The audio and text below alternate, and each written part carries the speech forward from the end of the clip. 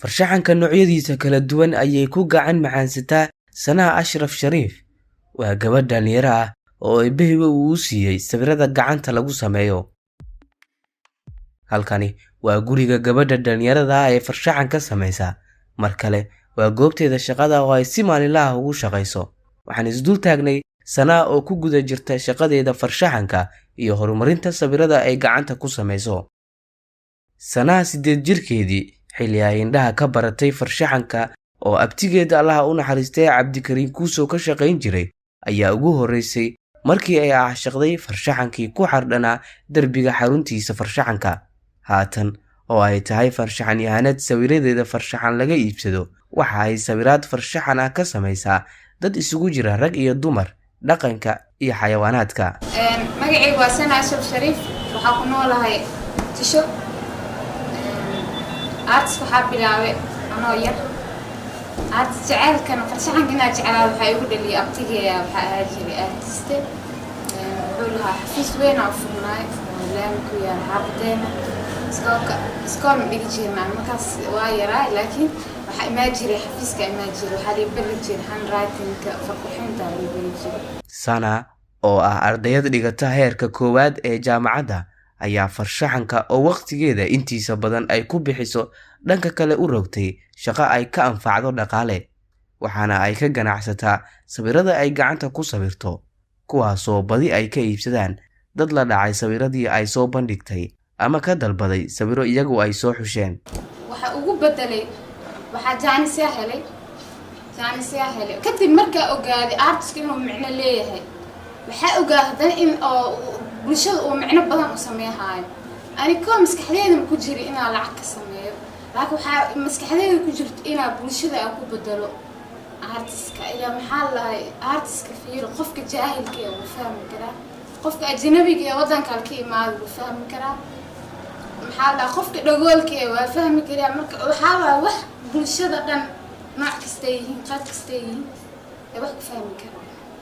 Gabadhan dhalinyarada ah farshaxankeeda waxaa ka mid ah sawir uu ka muuqdo madaxweynaha dalka Turkiga oo u dhigan xiriirka wanaagsan ee Soomaaliya iyo Turkiga, kaasoo dhawaan markii ay ahayd 10 sano guuradii xiriirkii Soomaaliya iyo Turkiga dalab kaga yimid xafiiska ra'iisul wasaaraha ay ku samaysay, ugu dambayna ay ka iibsadeen. qaar ka mid ah farshaxanka Sanaa ay samayso oo macno weyn xambaarsan ayay sharaxaad dheeraad ah ka bixisay, inkastoo qaar badan oo ka mid ah kuwii ay samaysay laga iibsaday. gabadhan gabadh dhaqan waaye, waxay wadataa sawirciye wadataa awaaliye gata hadda waxay sawirkaan waa soo bixiyay sawirada jecel way ka mid yahay. sawirkan wuxuu ka mid yahay waa xayawaanada iyo dhaqankii waxaa Soomaaliya geela ku faantaa. sawirkan waxaa hal iyo nirigteeda waaye iyo geela jir akreeliga ku sameeyay sawirkan. intii aan la joognay Sanaa muddo ka yar 10 daqiiqo gudaheed ayay ku sawirtay sawirkayga oo haatan ka mid ah farshaxanada halkan aad ka heli karto. Sanaa Allah u naxariistay abtigeed oo iyada oo kale farshaxanka samayn jiray, tababar iyo aqoon badanna ay ka dhaxashay kadib waxaa haatan la shaqeeya oo garab ay ka heshaa hooyada dhashay. inkastoo aysan farshaxanka aqoon, haddana waxay ka garab siisaa waxyaabihii u fududeyn lahaa. gabadheeda Sanaa waxay ku bilowday macnaha waxay ahayd gabadh aad u firfircoon ahayd. gabadheeda waxay jeclaa jirtay artiska, jeclaa jirtay markay yareed. abti maadaama anaga aan family artist aan nahay aan ka soo jeedno, walaalkay Kuuso Allah u naxariistay Cabdikariin Ismaaciil hoos wuxuu ku lahaa xafiis weyn oo ku lahaa walaalkay oo wax ku sawiri jiray. markay yareed markii la geeyay warqadii qaadi jirtay la xiis sawiri jirtay, iyadoo 8 sano jirto ee bilowday 6 sano ku bilowday 6 sano camal ay ku bilowday iyadoo yar. waxa qorqorto 8 sano markay jirto wax fiican ay sawiraysaa oo qurux badan oo isha qabanaya sawiraysaa. markii dambana in markay iskuulka aadabo buugaagtada walax ku soo sawiri jirtay, markay iskuulka aadabo walax ku soo sawiri jirtay.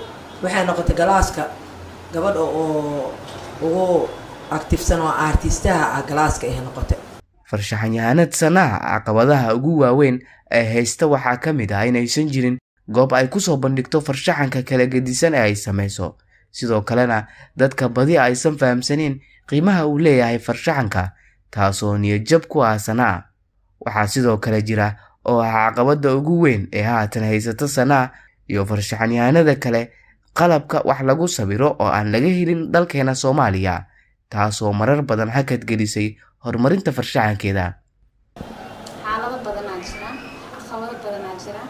Waxaa ka mid ah wax igu dhow oo hadda taabahayo materialka oo artiska inta laga helayo.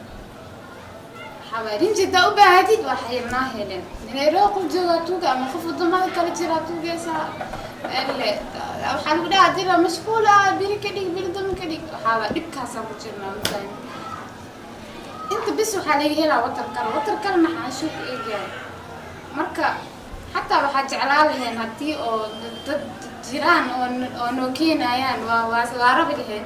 waa qaar ka mid ah sawiradii ay ku bilowday Sanaa bilowga farshaxanimadeeda xilli ay dhiganaysay dugsiga dhexe ee waxbarashada iskuulka. waa muddo haatan laga joogo 8 sano.